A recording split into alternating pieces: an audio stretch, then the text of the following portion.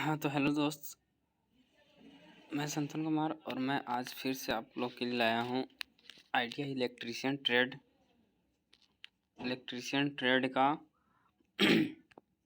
CBT exam के लिए जो क्वेश्चन पीडीएफ आया हुआ है उसका मैं एक वीडियो बना दे रहा हूँ। हाँ, तो इसमें फर्स्ट क्वेश्चन है, अग्नि का समन क्या है? अग्नि का समन क्या है? तो ऑप्शन नंबर डी करेक्ट हो जाएगा। अग्नि को ऑक्सीजन की आपूर्ति से अलग करना। अग्नि समन का काम ही है कि ऑक्सीजन की आपूर्ति को तोड़ना है, तब तो आग बुझेगा। सेकंड नंबर क्वेश्चन है, BIS का पूर्ण रूप क्या है? यानी कि what is the full form of BIS? BIS का फुल फॉर्म हो जाएगा option number B is correct answer, bureau of India standard. Bureau of India standard BIS। Figure एक दिया हुआ है। तीसरा नंबर क्वेश्चन में इस औजार का उपयोग पूछ रहा है। तो इस औजार का उपयोग है लकड़ियों से कीले निकालना, यानी कि ऑप्शन नंबर सी हो जाएगा करेक्ट आंसर। इससे लकड़ी में जो कील गड़े हुए होते हैं उसको अलग निकाला जाता है। 4 नंबर क्वेश्चन है, शीट मेटल में सामान्यतः उपयोग हेतु किस प्रकार के स्टेक उपयोग किया जाता है? शीट मेटल में सामान्य उपयोग हेतु किस प्रकार के स्टेक उपयोग किए जाते हैं? तो option number A is correct answer, वर्गाकार स्टेक उपयोग किया जाता है। क्वेश्चन नंबर 5 है जो कि फिगर दिया हुआ है, बोल रहा है कि एक्स के रूप में चिन्हित थ्रेड के नाम बताएं। ये जो आपको फिगर दिख रहा है इसका नाम पूछ रहा है, तो इसका नाम आपका है ऑप्शन नंबर डी करेक्ट हो जाएगा, सामान्य फीमेल थ्रेड, समांतर female thread, parallel female thread. Question number 6 है, मोटाई छेनी का क्या उपयोग है? मोटाई छेनी का क्या उपयोग है? तो option number B is correct हो जाएगा, लकड़ी में आयताकार छेद करना। लकड़ी में जो आयताकार छेद किए जाते हैं उसमें मोटाई छेनी का उपयोग किया जाता है। इसके बाद क्वेश्चन नंबर 7 है, सोल्डिंग विधि का क्या नाम है? जो क्वेश्चन दिख रहा है, क्वेश्चन के साथ जो फिगर दिख रहा है, इस सोल्डिंग विधि को क्या बोलते हैं? What is the name of the soldering method? इसका correct answer option number C हो जाएगा, सोल्डिंग रिंग। सोल्डिंग रिंग इसको बोला जाता है। क्वेश्चन नंबर 8 है, SWG से तार का आकार मापने की परस क्या है? SWG से तार का मापने की परस क्या है? तो option number D is correct हो जाएगा, 0 से 36। SWG में तार को मापा जाता है 0 से 36 के रेंज में। क्वेश्चन नंबर 9 है, भूमिगत केबल में उदासीन चालक का आकार फेज चालक की तुलना में खाली स्थान होता है। तो option number B is correct हो जाएगा, फेज चालक से आधा होता है। यानी कि जो उदासीन चालक का केबल होता है वो फेज चालक से उसका जो लंबाई होता है उसका आधा होता है। क्वेश्चन नंबर 10 है, 16 एम्पियर केबल की धारा क्षमता क्या है यदि यह अधिक अतिरिक्त धारा सुरक्षा द्वारा संरक्षित है? 16 एम्पियर केबल की धारा क्षमता क्या है यदि यह अधिक अतिरिक्त धारा सुरक्षा द्वारा संरक्षित है? तो इसका correct answer option number B हो जाएगा, 13 एम्पियर। क्वेश्चन नंबर 11 है, तांबे के परमाणु तीसरे कक्षा में कितने इलेक्ट्रॉन होते हैं? तांबे के परमाणु के तीसरे कक्षा में कितने इलेक्ट्रॉन होते हैं? तो आप लोग जानते होंगे तांबा को कॉपर बोला जाता है और कॉपर का Cu होता है, Cu का संकेत, और उसका सबसे बाह्यतम यानी कि तीसरे कक्षा में इलेक्ट्रॉन की संख्या जो होती है 18 होता है।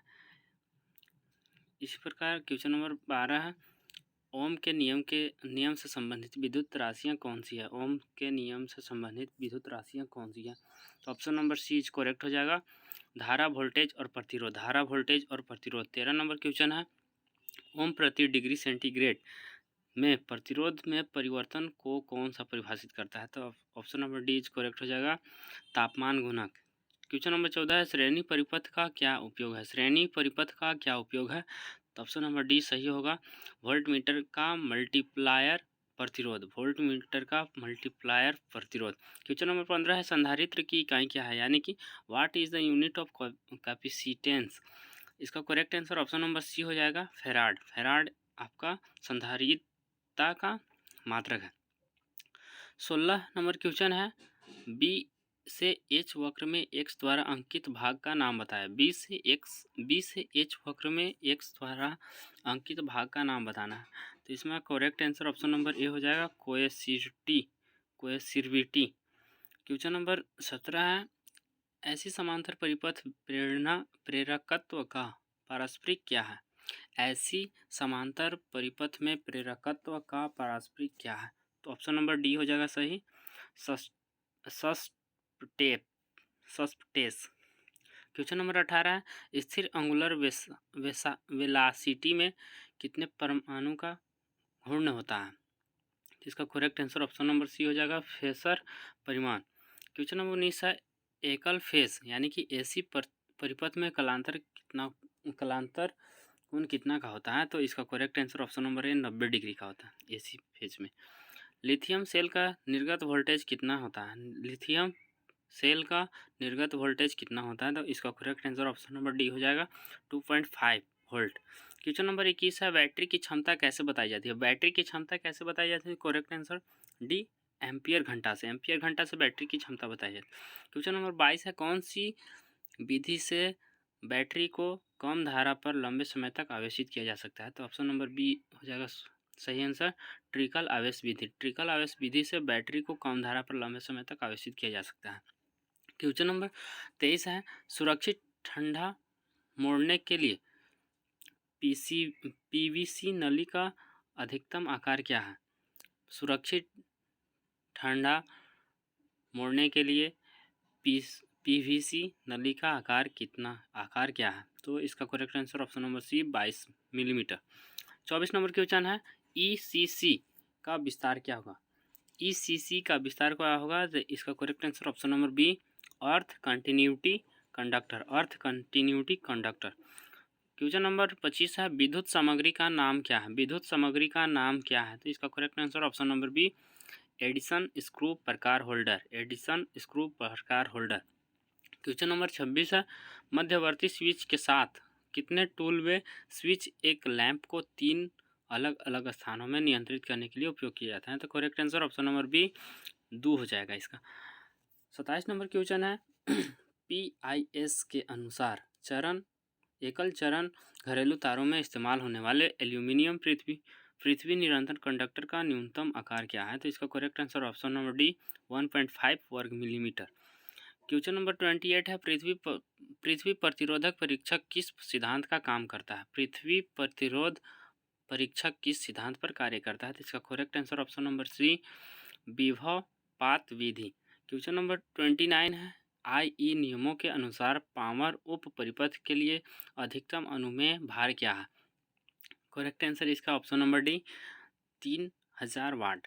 क्वेश्चन नंबर 30 है, प्रति यूनिट ठोस कोण पर प्रकाश स्रोत द्वारा दी गई चमत्कार प्रवाह को क्या कहते हैं? प्रति यूनिट ठोस कोण पर प्रकाश स्रोत द्वारा दी गई चमत्कार प्रवाह को क्या कहते हैं? तो correct answer option number D, चमकदार तीव्रता।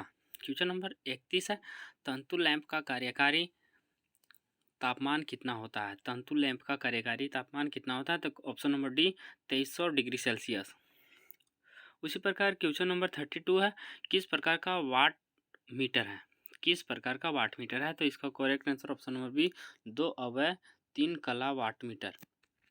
क्वेश्चन नंबर 33 है, यंत्र का नाम क्या है? यंत्र का नाम क्या है? तो ऑप्शन नंबर ए, एब्सोल्यूट उपकरण। एब्सोल्यूट उपकरण। क्वेश्चन नंबर 34 है, यंत्रों में संवेदनशीलता की इकाई क्या है? यंत्रों में संवेदनशीलता की इकाई क्या है? तो ऑप्शन नंबर बी, ओम पर वाट। ओम पर वाट यंत्रों में संवेदनशीलता की इकाई है। क्वेश्चन नंबर 35 है, कौन सा बल एक संकेत उपकरण में सूचक की गति पैदा करता है? तो इसका correct answer option number B, विचलन बल। क्वेश्चन नंबर 36, सर्किट का नाम क्या है? तो ऑप्शन नंबर ए, इलेक्ट्रॉनिक पंखा नियामक। इलेक्ट्रॉनिक पंखा नियामक। क्वेश्चन नंबर 37 है, माइक्रोवेव ओवन में प्रयुक्त मैग्नेट्रॉन ट्यूब फिलामेंट वोल्टेज क्या है? तो इसका correct answer option number D, 3.2 volts AC। Question number 38 है, माइक्रोवेव ओवन में मैग्नेट ट्यूब का क्या कार्य है? तो ऑप्शन नंबर सी हो जाएगा इसका करेक्ट आंसर, दोलन और खाना पकाने की आवृत्ति का उत्पादन। क्वेश्चन नंबर 39 है, पावर ट्रांसफार्मर में भाग का नाम क्या है? पावर ट्रांसफार्मर में भाग का नाम क्या है? तो ऑप्शन नंबर डी हो जाएगा, बुखोल्ज रिले। बुखोल्ज रिले। क्वेश्चन नंबर 40 है, पावर ट्रांसफार्मर का कोर बनाने के लिए किस सामग्री का उपयोग किया जाता है? तो इसका कोर बनाने के लिए कोल्ड रोल्ड ग्रेड ओरिएंटेड का यूज किया जाता है। क्वेश्चन नंबर 41 है, गति का सूत्र क्या है? गति का सूत्र क्या है? तो ऑप्शन नंबर ए हो जाएगा तय की गई दूरी बटा समय। तय की गई दूरी बटा समय इक्वल टू मोशन होता है, यानी कि मोशन बराबर d/t होता है। क्वेश्चन नंबर 42 है, मैट्रिक सिस्टम में 1 हॉर्स पावर में कितने वाट्स होते हैं? तो आप सभी जानते होंगे 746 वाट होता है, लेकिन इसमें correct answer option number B दिया हुआ है 735.5 वाट्स। क्वेश्चन नंबर 43 है, यदि 250 न्यूटन बल के किसी वस्तु पर कार्य करता है और वस्तु 15 मीटर दूरी तक तय करता है तो इसका कार्य बराबर क्या होगा? तो ऑप्शन नंबर डी हो जाएगा 3750 जूल। 3750 जूल। इसके बाद 44 नंबर क्वेश्चन है, पानी की विशिष्ट ऊष्मा का मान क्या होता है? तो इसका correct answer option number D 1। पानी की विशिष्ट ऊष्मा का मान 1 होता है। क्वेश्चन नंबर 45 है, 1 ग्राम पानी का 1 डिग्री सेल्सियस तापमान बढ़ाने के लिए आवश्यक ऊष्मा की मात्रा को क्या कहते हैं? तो इसका correct answer option number B calorie कहते हैं। 46 नंबर क्वेश्चन है, ऊष्मा को मापने के लिए किस उपकरण का उपयोग किया जाता है? तो option number A is correct हो जाएगा कैलोरीमीटर। 47 नंबर क्वेश्चन है, यदि एक रॉड को 20 डिग्री सेल्सियस पर 100 मीटर लंबा और 100 डिग्री सेल्सियस पर 100.14 मीटर लंबा पाया जाता है तो उसका रेखीय प्रसार गुणांक क्या होगा? तो option number B is correct हो जाएगा 1.75 गुने 10⁻⁵ डिग्री पर डिग्री सेल्सियस। क्वेश्चन नंबर 48 है, एक वर्ग जिसकी भुजा 18 सेंटीमीटर है तो उसका क्षेत्रफल क्या होगा? तो इसका correct answer option number D हो जाएगा 324 सेंटीमीटर स्क्वायर। क्वेश्चन नंबर 49 है, 12, 18, 6, 36 का एलसीएम क्या होगा? तो आप सभी जानते होंगे एलसीएम कैसे निकाला जाता है। तो इसका correct answer option number C हो जाएगा 36। देखिए क्वेश्चन नंबर 50 है, साइन थीटा डिग्री के बराबर होता है तो कौन सा कोण का बराबर होता है? तो ऑप्शन नंबर ए हो जाएगा ऑपोजिट साइड पर हाइपोटेनियस, यानी कि विपरीत भुजा बटा कर्ण को साइन थीटा बोला जाता है। क्वेश्चन वैसे भी आप लोग जानते हैं साइन थीटा बराबर p/h होता है। p/h यानी कि p/h perpendicular by hypotenuse. Question number 51 है, 529 का वर्गमूल क्या है? 529 किसका वर्गमूल है? तो ऑप्शन नंबर बी हो जाएगा 23। क्वेश्चन नंबर 52 है, इसमें से अधातु कौन सी है? पारा है, ग्रेफाइट है, पीतल है, लोहा है। तो आप सभी जानते होंगे ग्रेफाइट एक ऐसा अधातु है जो विद्युत का चालन करता है। इसका करेक्ट आंसर ग्रेफाइट हो जाएगा। ग्रेफाइट एक अधातु होने के बावजूद भी ये विद्युत धारा का प्रवाह करता है। क्वेश्चन नंबर 53 है, मशीनरी भागों की ढलाई बनाने के लिए किस धातु का व्यापक रूप से प्रयोग किया जाता है? तो इसका correct answer option number A हो जाएगा धूसर ढलवा लोहा।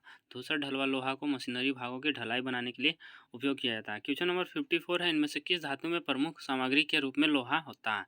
तो करेक्ट आंसर इसका हो जाएगा ऑप्शन नंबर डी लोह धातु का। उसी प्रकार क्वेश्चन नंबर 55 है, रेती और कोल्ड छेनी बनाने के लिए किस स्टील का प्रयोग किया जाता है? तो इसका correct answer option number C हो जाएगा उच्च कार्बन स्टील।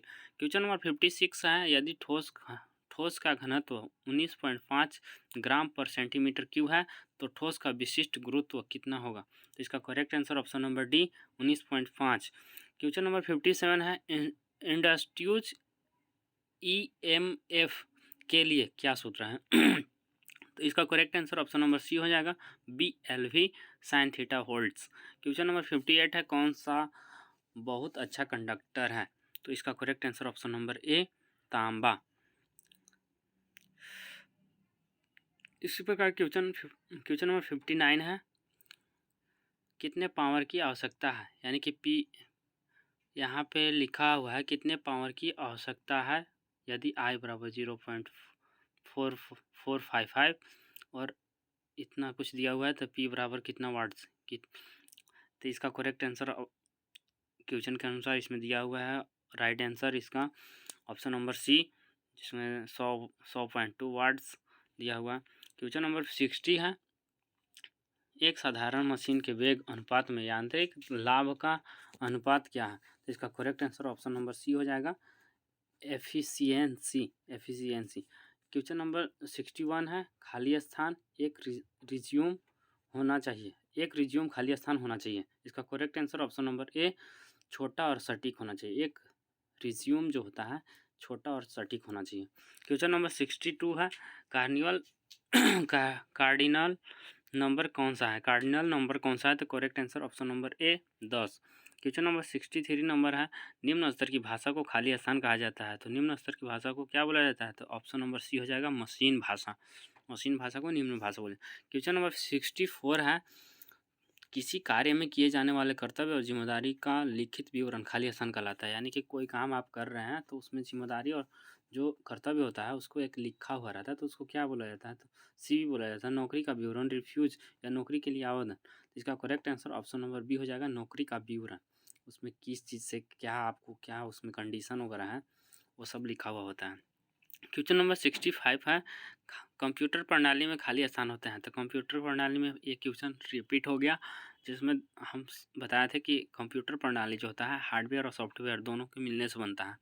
उसी प्रकार क्वेश्चन नंबर 66 है, एक ईमेल में आप प्राप्तकर्ता का ईमेल कहाँ जोड़ेंगे जिससे आप ईमेल की कॉपी भेजना चाहते हैं, तो इसको correct answer option number B हो जाएगा, CC। क्वेश्चन नंबर 67 है, CPU से तात्पर्य है, यानी कि CPU का फुल फॉर्म पूछ रहा है, तो CPU का फुल फॉर्म होता है सेंट्रल प्रोसेसिंग यूनिट, जो कि ऑप्शन नंबर बी दिया हुआ है, जो कि बी आपका करेक्ट आंसर होगा। एक्सेल में किसी रो और कॉलम इंस्ट्रक्शन को खाली स्थान कहा जाता है, तो सेल कहा जाता है, मैंने पहले भी बताया था। क्वेश्चन नंबर 69 है, आनंद प्राप्त करने के लिए केवल गाने सुनना खाली स्थान के अंतर्गत आता है, तो किसके अंतर्गत आता है, क्रिटिकल लिसनिंग, चिकित्सलिंग लिसनिंग, प्रशंसात्मक लिसनिंग, कम कम्प्रीहेंसिंग लिसनिंग, तो इसका करेक्ट आंसर प्रशंसात्मक लिसनिंग हो जाएगा, यानी कि अप्रिसिएटिव लिसनिंग। क्वेश्चन नंबर 70 है, मानव प्रयासों में सही और गलत के अध्ययन को खाली स्थान कहते हैं, तो मानव प्रयासों से सही और गलत का अध्ययन को क्या बोलते हैं, तो ऑप्शन नंबर सी हो जाएगा, एथिक्स। एथिक्स कहा जाता है सही गलत का, उसमें सब कुछ नॉलेज दिया जाता है। क्वेश्चन नंबर 71 है, एक व्यक्ति को व्यवसाय की शुरुआत से जुड़ा है, एक व्यक्ति जो व्यवसाय की शुरुआत से जुड़ा है उसे खाली स्थान कहा जाता है, तो इसका करेक्ट आंसर उद्यमी कहा जाता है, एंटरप्रेन्योर। उसी प्रकार क्वेश्चन नंबर 72 है, कौन सा एक वेब आधारित लेखांकन है, तो इसका correct answer option number C हो जाएगा, टैली। उसी प्रकार 73 नंबर क्वेश्चन है, माल के उत्पादन में लगे उद्यमों को खाली स्थान के नाम से जाना जाता है, तो उसको क्या बोलते हैं, तो ऑप्शन नंबर ए विनिर्माण उद्यम, विनिर्माण उद्यम, मैन्युफैक्चरिंग इंटरप्राइजेस। क्वेश्चन नंबर 74 है, कम उत्पादकता खाली स्थान है, कम उत्पादकता प्रति व्यक्ति GDP में कमी है। क्वेश्चन नंबर 75 नंबर क्वेश्चन है, एक आदमी प्रेरित खतरों में से कौन सा है, तो इसका correct answer option number A हो जाएगा, भूस्खलन। 76 नंबर क्वेश्चन है, उनके पर्यावरण के संबंध में जीवित चीज़ों के अध्ययन को कहा जाता है, यानी कि उनके पर्यावरण के संबंध में जीवित चीज़ों को अध्ययन को क्या कहा जाता है, तो इसका करेक्ट आंसर पारिस्थितिकी कहा जाता है। 77 नंबर क्वेश्चन है, एक नए उपयोगी उत्पादकों में छोड़ी गई सामग्रियों की पुनः आपूर्ति को खाली स्थान कहा जाता है, तो इसका करेक्ट आंसर बी होगा, सामग्री का पुनः चक्रण। क्वेश्चन नंबर 78 है, ILO का फुल फॉर्म पूछ रहा है, यानी कि what is the expensive of ILO, तो ILO को बोलते हैं international labour organisation. Question number 29 number question है, फिश बोन चार्ट को खाली स्थान कहा जाता है, फिश बोन चार्ट को क्या कहा जाता है, तो ऑप्शन नंबर ए हो जाएगा, कारण और प्रभाव आरेख। क्वेश्चन नंबर 80 और अंतिम है आज के लिए, KGN यानी कि KAIZEN का अर्थ है, तो इसका करेक्ट आंसर हो जाएगा ऑप्शन नंबर डी, जो कि दिया हुआ है, कंटिन्यूअस इम्प्रूवमेंट, यानी कि निरंतर सुधार। KAIZEN का अर्थ होता है निरंतर सुधार। दैट्स ऑल, बस इतना ही। सिर्फ like like like like, only one like, not subscribe.